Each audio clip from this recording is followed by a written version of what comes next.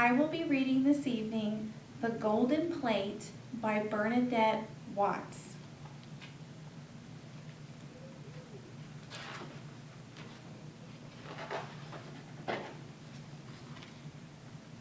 Elizabeth had a doll's house. It was beautiful. Flowering trees grew on either side of the doll's house. In the hallway, there was a telephone table and a telephone, doors leading into other rooms, and a staircase with a blue carpet going upstairs. Elizabeth and her friend Isabel, who lived nearby, often played with the beautiful doll's house. Elizabeth sat the grandmother and the grandfather dolls in chairs. Isabel arranged a tea set on the kitchen table. Isabel took the lids off the tiny copper saucepans and put them on again. She looked at the round serving plate hanging on a nail over the stone. The plate was gold.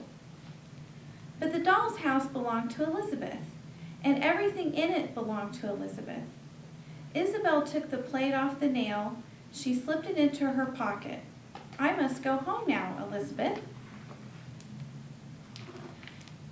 Isabel walked home. The golden plate fell heavy in her pocket. When she got home, the plate felt heavier.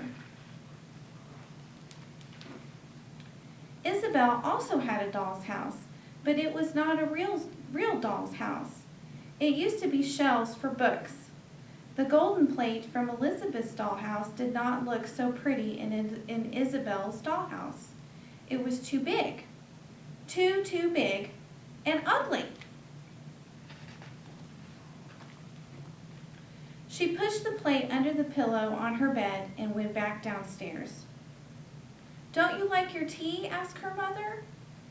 "I'm not really hungry," said Isabel, staring at the golden cake.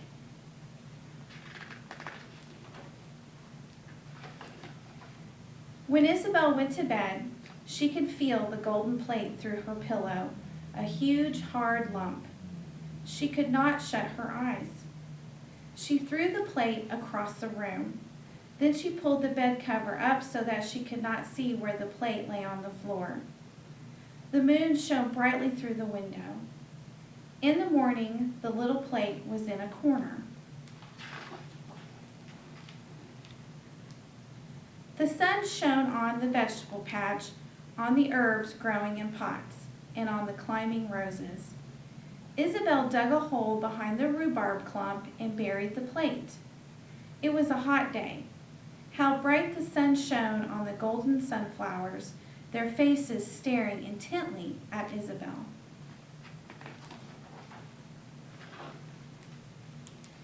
Isabel ran indoors where her mother was making lunch.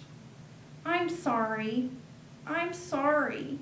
I'm so sorry," Isabel wept. Her mother held her tightly and listened to all she said.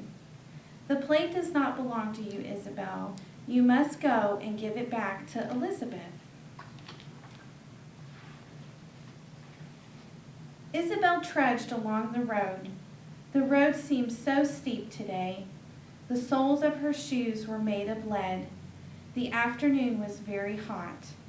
The golden plate burned in her pocket. Isabel's mother watching through the front window and then made a phone call.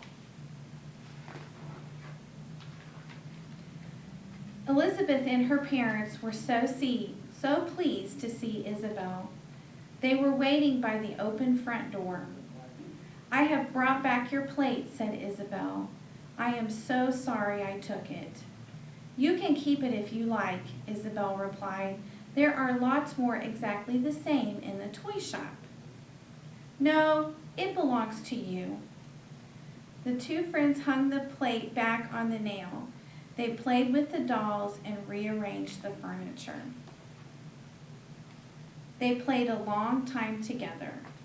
Then Elizabeth and her mother walked Isabel back to her home. It was evening. The air was fresh and gentle after the hot day. Isabel was happy again.